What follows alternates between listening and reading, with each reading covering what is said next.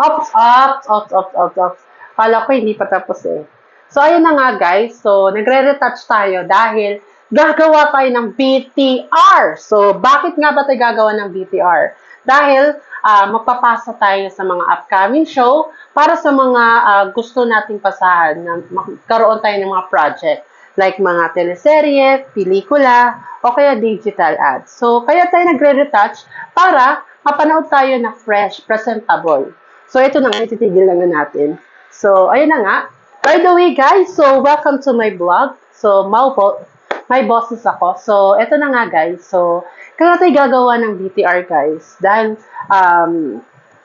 ito yung pinakamagandang presentation para makapasok tayo sa mga teleserye, pelikula, digital ads. So, kailangan mong gumawa ng video. Bakit? Kasi, kapag nangangailangan sila ng talents o mga character, so kailangan natin gawin. Kailangan natin sundin yung ibig sabihin nito, kailangan natin gawin so kailangan natin gawin ang BTR dahil may sinusunod tayong requirements. So, eto na nga, dahil gumawa tayo ng maikling video for makakatulong na rin ito sa inyo na gusto nyo pumasok sa showbiz industry. So, ito na nga guys. So, meron tayong prepare. So, kung formality or casual lang naman, pwede kayo magsuot nito. So, bakit? Bakit kailangan nyo mag-ready ng jacket or pang ano lang sa loob? Dahil gusto natin, makita natin yung sarili natin, presentable. Para pag nag-audition tayo sa mga pangmalakihang audition is, alam mo nang dapat gagawin. Dito pa lang sa online is makikita mo na kung paano mo makikita ang sarili mo sa paggawa ng audition o BTR. So, ito guys, so jacket lang to, nasa okay-okay. So, pamay na lang po, joke. So, nasa ano lang ito guys, binili ko ito sa Lucena. So, magkano to guys? Nasa 100 plus lang ito. So, ito guys, maganda itong itong jacket kapag mag-audition ka dahil para at least maganda naman presentable. Diba? Try natin ito. So, ayan nga, diba? So, presentable nga. Ganyan lang guys, diba? Presentable ka na guys. So, gantong paraan sa paggawa ng BTR, mga gantong, kahit t-shirt, tapos gaganyan mo na lang. Kapag mag-audition, pwede rin sa Zoom meeting, pwede rin gantong outfitan mo. So, ito na nga guys, ang kagandahan nito. Maganda talaga ang impact sa pag-audition at paggawa ng BTR. Kapag may mga presentable na maayos ang damit. So, ito na yun. So, kailangan may maganda kang investment, no? So, kapag mag-BTR ka, kailangan maganda ka sa camera. Kasi yun naman ang hinahanap, kailangan presentable.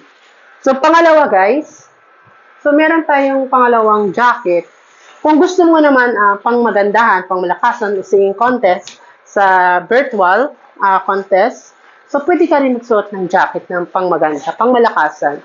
Ito naman guys, nabili ko to sa garage sale, nakaraan lang, last week, sa Batangas. So, meron silang from galing US to guys. So, magkano nabili ko dito? 180 pesos. Sa halagang ito ay nasa 2,000 plus. Ngayon, 180 plus lang ito. Yung nabili namin sa garage sa Batangas. Di ba ang ganda guys? So, ito nga guys. So, pwede nyo rin itong suotin. Lalo na kapag mag-ano ka. Meron kayong ka-Zoom meeting, ka-office, meeting, and then, ano pa ba, kailangan. So, kung contest man yan, pwede nyo lang siyang pang-top. So, magandang, rin to, background. So, pwede rin sa studio. Diba? At least meron ka ng gantong jacket.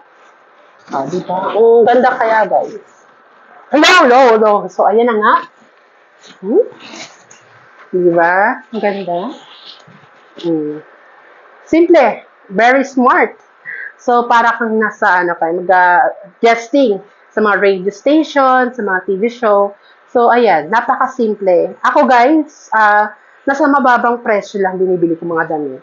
So, hindi ko kinakahiya yan dahil mahirap lamang po tayo. So, kung may pera ka, bumili ka ng bongga. Dahil investment mo yan, gusto mo yan. Dahil nakuha mo yung gusto mo.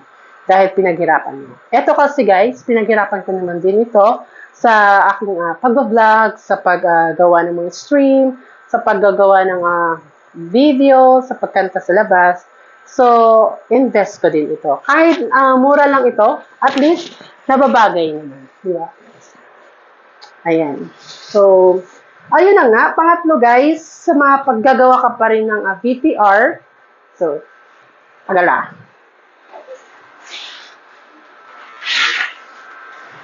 So, ayan. So, kapag nag-audition ka naman, guys, sa like TV show o pangmalakasang national TV. So, kailangan kapag gagawa ka ng VTR, naka-plain white t-shirt ka. Papakilala ka lang naman, name, age, address, ginagawa mo sa buhay, at papakita mo yung talent mo. So, yan. Bakit nga ba tayo magsusuot ng white t-shirt? Para makita yung presentable kung sino ka. Diba? Para maayos tingnan. Kasi meron silang kung bakit pinapa-t-shirt, meron silang organized. For pag naka-white is like kantong audition, is madali kang hanapin. So, another jacket. Mahilig ako sa jacket, guys. So, lahat ng jacket na binibili ko, nasa ukay-ukay lang. Okay, nasa Garrett sale. Sa 100 plus. Which is good naman. So, ito guys, maganda rin jacket na to.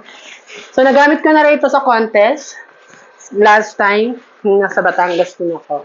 So, kapag gagawa ka talaga ng mga way mo na ikatutuwa at makikita ng mga taong bayan, ay ang ganda naman ng outfit mo. So, kailangan mag-invest ka din para at least maggagawa ka ng video VTR mo, meron kang mga invest na pang background mo. Diba? So, ayun na nga guys. Syempre, hindi nagtatapos. Kaya ako nag-makeup kanina kasi kailangan maayos ka din sa camera. So, tingnan naman guys, no, di ba? Meron akong lipstick, meron akong konting retouch, para at least makita kang fresh. Sana all fresh. So, yun na nga.